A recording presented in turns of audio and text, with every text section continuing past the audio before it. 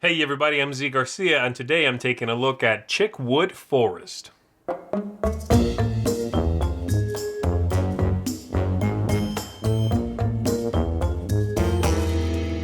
In this game, the players are going to be anthropomorphic chickens and roosters, and of course you are one of the band of Merry Hen in a Robin Rooster's band, and you are going to be taking from the rich, giving alms to the poor.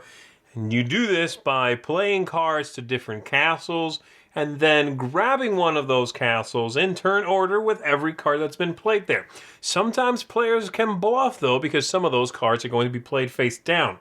And can you trust the other players to not basically poison a pile that you were hoping to take? You know, what do you think is in there? Is it worth taking a high-valued castle, even though some of the cards there might not be good for you? That's what the game is all about. Let me give you a look at how it works. We'll come on back after that, and I'll tell you if I think it's a good game.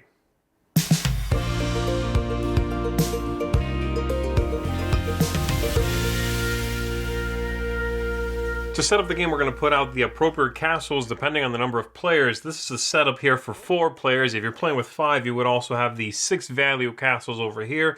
If you were playing with just 3, you'd remove one actually, and then you also have a variant for 2 players. So here's the game for 4 players. Then you shuffle up the appropriate deck of cards, and you are going to deal everyone 3 cards from this deck. You're also going to set up the village. I'll show you that in 1 second, all right? The objective of the game is to gather the best stuff to get the most victory points. And you're going to get that from the goods you're gathering, from getting the right things, avoiding some things, and also from contributing to the village by giving back to the village and getting glory and victory points that way.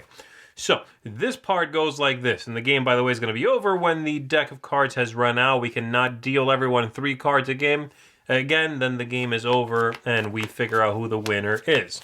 So everyone gets 3 cards, and also at the beginning of the game, everyone is going to get 1 random castle from the ones here. You just grab one of each, shuffle them up, and deal each player 1, putting the one that didn't get picked back, and then everyone is ready to start. So the turn order goes from the lowest castle at the table to the highest castle, so it'll jump around quite frequently.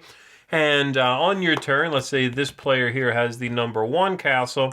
They are going to pick a card and play it to the to one of these castle piles up here. The top of the card in front of you tells you how you're meant to play. In this case, this player is going to play their 3 cards face up.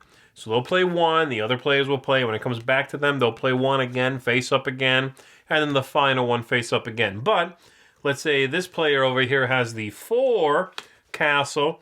They're going to play their first card face up, but the next 2 are going to go face down. So that's what that means, all right? And so our player here is going to pick a card from their hand, and they are going to play that card face up somewhere. You can put it under any castle, so they could do that, for example. The only limitations are the number 1 can only have 2 cards below it. The number 2 can only have 3 cards below it. The other ones are not limited. Now, the 2 castle over here, they're going to pick a card, and they're going to play that card. They're going to play that card here. And then, let's say this player, myself here, I'm the 3. I'm going to pick a card, and I'm going to play it somewhere. I'll put it right there. And then the number 4 is going to pick a card, and they are going to play it. They're going to play it right there. You can, again, just double up freely as long as you don't go over those limits. Back to 1, they pick another card. They're going to play it. Now number 2 is still playing face up, okay? So once again, they will take 1 and they are going to go here, all right? And then I myself play my second card. That's also face up. And this player now starts playing face down because their second card is already face down. So they're going to do that. You don't know what you're getting at that castle. And again, this continues until everyone has played. So this player is going to do this, I am going to do that, and this player is going to do that. And now we are going to, using the same numerical order, pick a castle. You get the card, which is going to cover your old one, and it's going to give you some victory points. These in the shield are victory points. And it's going to tell you how you play cards for the next round.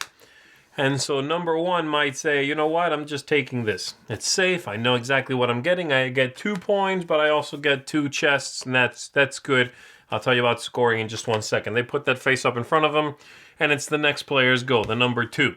They are going to go safe as well. They'll take the 1, and they get these 2 cards. Now, these characters here that let you influence the village, I'll tell you about them in just 1 second, but that would happen right now. This player would grab 2 of their influence cubes, which I have here for all the player colors, and they would put 2 of those cubes into the village. We'll cut to that in just a sec. And then the other 2 players would also pick whichever one is left. Let's say we took this and took this. This is discarded. And then we deal 3 cards from the deck again, and we do it again. And that's going to continue until the game is over. We run out of cards in the player's deck, all right? And so you are getting, while you are doing this, possibly some influence in the village, some victory points from the card you drafted, and some cards below that castle that affect your scoring in some way. As players gather these cards, these benefit cards, they give alms to the village, which is randomized with these 9 cards in a 3x3 grid. And as you are placing these cubes on here, you pick any card to start from, and you are going to snake your way through the cards, leaving 1 cube over every card you traverse. So let's say I want to start here. I'd put a cube in the first empty space. Then I'm going to go to this one, and then I can go there, or I can go there. I'll go down here, all right? And then the next player, let's say when they draft castles, they also get, let's say they got 2 cubes. Well, they want to start here, so they could go there, and then the other one they could put right there. These 2 spots here, which are randomly going to show up, are impassable. They are nothing.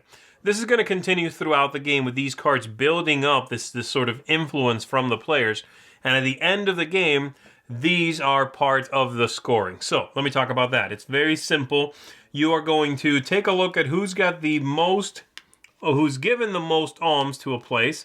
So for instance, this one here, let's say we've got purple there has 2 influence cubes, and then 1 from blue, and then 1 from red. And you would check who's got the most influence there. In this case, it's purple. So whichever line has been unlocked, meaning the farthest line down that has at least 1 cube in it, that's how many victory points the winning player is going to score.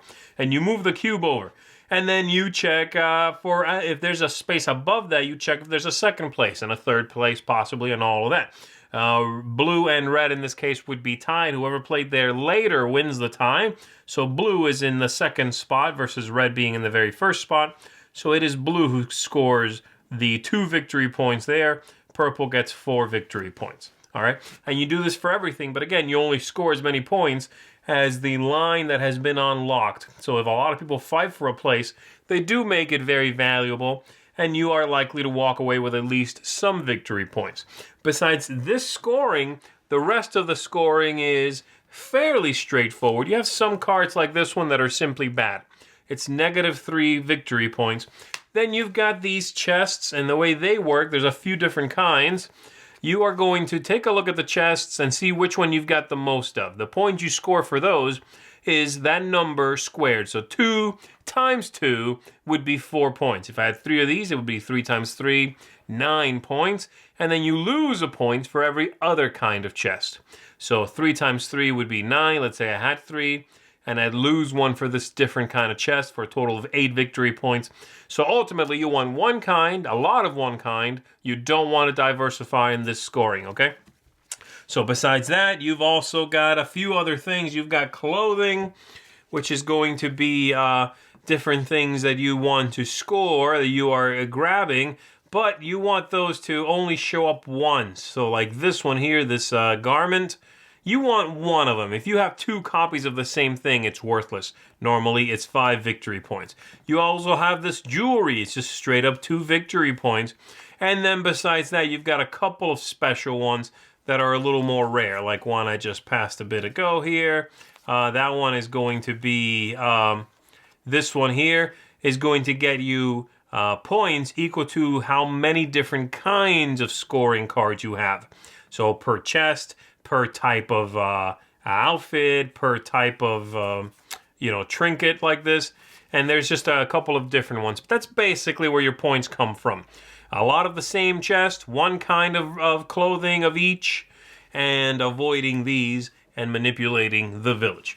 So that's basically how the game works. And also, of course, I don't want to forget all of these points you're also getting, okay? So that's it. That's how the game works. As I said, there's a couple of variations you can play with 2 players, where this out here, for example, would be smaller. It would be just that. And a couple of other tweaks. There's even some special cards in the box that let you throw a little bit of a variant into the system. But that should give you a pretty good idea of how the game works. So let's go back up top and let me tell you what I thought of it. All right, so there it is. Let's talk about it using my target audience system. I'm going to start, of course, as I always do, with thematic ties. This has a weird theme, but I like it. It's not bad. You know, it doesn't detract from the experience. Though I think it's not as funny as maybe the company is banking on it being funny. It's just sort of, it's cute. It makes for silly artwork, and it's an attractive package overall. Theme adds to this idea of taking from the castles, giving to the village, but it's not that clever necessarily. It's just, hey, how, you know, there's a couple of word puns in it. That's okay, but it also doesn't hurt. It's okay. It's sort of a, and then you move on from that, you know.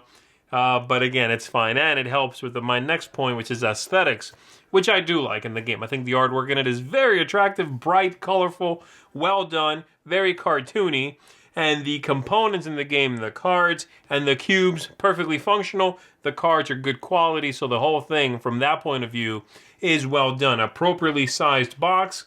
I enjoy the production quality here and the aesthetics. The replayability and scalability, I think they went through great lengths to make the game scalable down to 2, and so I like that. I appreciate that from a design point of view. And the replayability is pretty nice because it has that player element on top of the design where you can bluff, and learning how your players behave around the table, right? Who you're playing with is likely to react to an opportunity to bluff is going to be part of the fun and is going to add to the replayability in the game. I enjoy that. I like that very much. As well as, of course, the general flow of the game is neat. I enjoy the different aspects there. You know, the controlling the high-valued castles and ignoring the village. A little bit of that, you know. And you can just not worry about the castles. Take only face-up cards. Never risk it. Control the village as much as you can. There are different ways to go. I think the replayability here is high. Surprisingly high, I'm going to say. Game length is on point. I was a little bit worried the first time I played when the game said you got to run the deck of cards out completely for the game to be over. But it's the right length, and I enjoy that. So no problems with me there. Ease of play, which is fitliness, if there's any weird design choices, anything like that. I thought it worked well. There's another game that this is clearly inspired by from the same designer that is called, if I'm not mistaken, Dragon Flame. I played this some time ago, so forgive me if my recollection is not exactly on point. But they are clearly very similar games. In fact, when I first read these rules, I thought, wait, is this just a re-theme? I don't think so. I think it's reworked a little bit, if my memory serves me, and I like this better. I think it's a cleaner design. That game had some trickier scoring rules. The rules here for scoring are a little more streamlined. There's still a lot going on, but they're a little more streamlined, and the gameplay experience and the theme that's tied to it do work well. And then lastly, tactics and strategy, and of course luck. What the game feels like to play. I liked it very much. I thought this idea, I touched on it just a minute ago, but this idea of what you choose to control, where you want to focus. Do you do a little bit of everything? Do you take risks in the game? Are you risking it? Do you set cards face down that look like bad opportunities just so you can scoop in there and take them yourself and hope no one takes them before you? Where do you put your focus? For a small card game with a little area control and some set collection, there's a lot of interest, and the turn order being fluid, the different kinds of cards and how they score, the control of the village, how you have to deploy cubes, pushing those totals of cubes to unlock new scoring totals. It all works well, and it's clever. It's a good game that feels tactically rich. I don't know if there's any necessarily long-term strategies. I guess there is, you know, with the whole, I'm going to do a lot of the village control. So if those cards come up, I'm going to snatch those. You can do that, you know, there's some strategy there, but a lot of reacting, and I love that. This game really brings me into that. And as far as the luck goes, you have your 3 cards that are randomly dealt, but then you place them out and draft from there. So the luck is actually, you know, I don't think it's that prevalent. So overall, I did enjoy Chickwood Forest quite a bit. I think the puns and the silly sort of nature doesn't really add anything for me, but it doesn't detract. However, the gameplay feels excellent. I love the look of the game, and the nice cadence of the turns really works for me. Very attractive, nice package, good idea, good mechanisms, a solid game. This one is going to get a seal of excellence from me, and I'm going to recommend that you take a look at it if you're looking for a card game that gives you something something a little bit familiar, perhaps in a new package, something old, something new, something well done. Again, seal of excellence. Check it out, everybody. Thanks so much for watching the Dice Tower videos. Find more great videos and reviews, as well as our top-rated audio podcast at Dicetower.com. The Dice Tower is sponsored by Cool Stuff Inc., where you can find great games for great prices. Cool stuff in stock. Check them out at CoolStuffInc.com.